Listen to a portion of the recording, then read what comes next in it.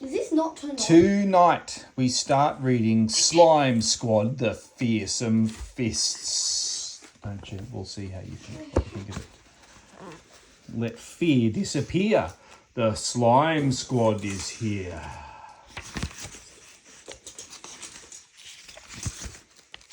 For Toby. Wow, it's an amazing map, isn't it? Look at that. Start of the book. Once upon a slime.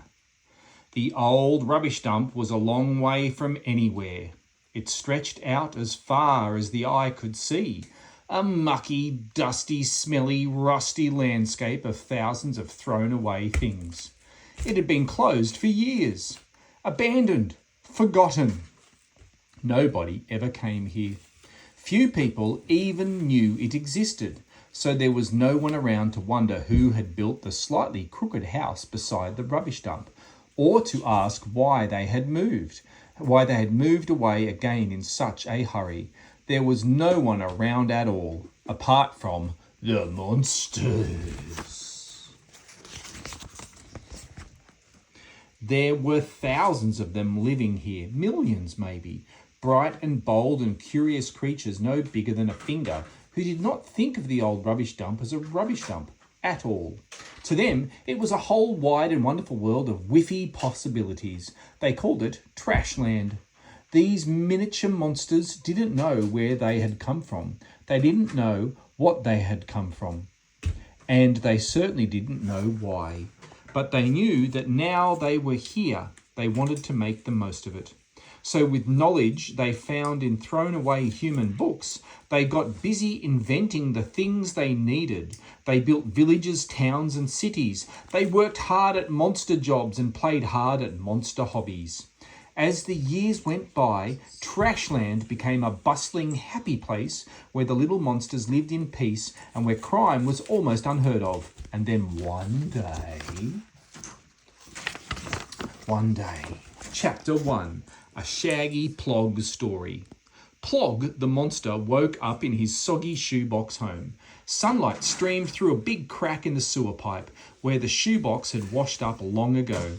It looked like a lovely morning. Plog stretched and yawned and thought, "What shall I do today?" "Same as every day," he mumbled, climbing out of bed. "I'll watch Smelly Vision on my own till it's time to go to sleep again." Scratching his bottom, Plog splashed through the puddles on the floor towards the Smelly Vision set. He was quite big by miniature monster standards, on an orange, bear-shaped animal with a rat-like snout, extra long ears, a furry tail, tangled whiskers, stripy pyjama bottoms, and a grubby brown waistcoat. They were the only clothes Plog owned, but since he never went further than the sewer pipe and no one ever came to visit, it really didn't matter. "I wish I could go out and make friends and have some fun. I'm fed up with being stuck down here on my own." Plog glanced down at his feet and shuddered. "But if the ordinary monsters found out my terrible secret, they'd laugh and shout and call me names and drive me out of town."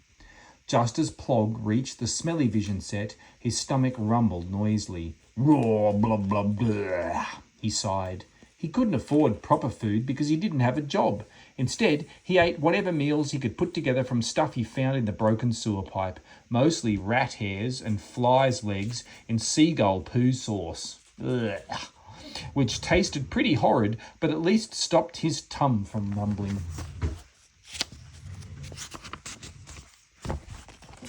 "I'd better go out and find some breakfast," Plog muttered, pushing open his soggy cardboard door and wading into the cold, whiffy water.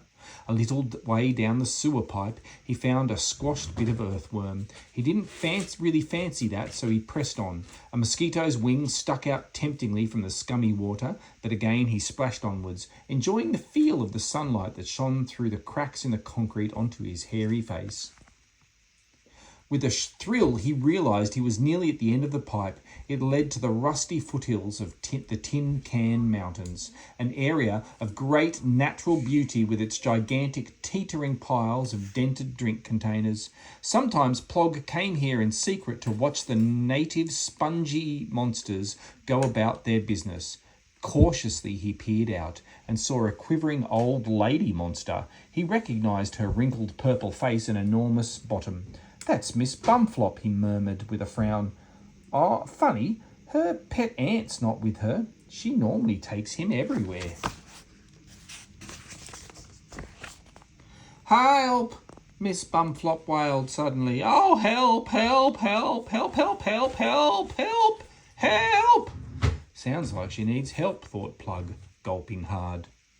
There was no one else around to answer her cries. Did he dare step out and ask the old dear what was wrong? It was obviously important, and Plog had always wanted to do something brave and helpful, to be a true hero just like the monsters he looked up to the most.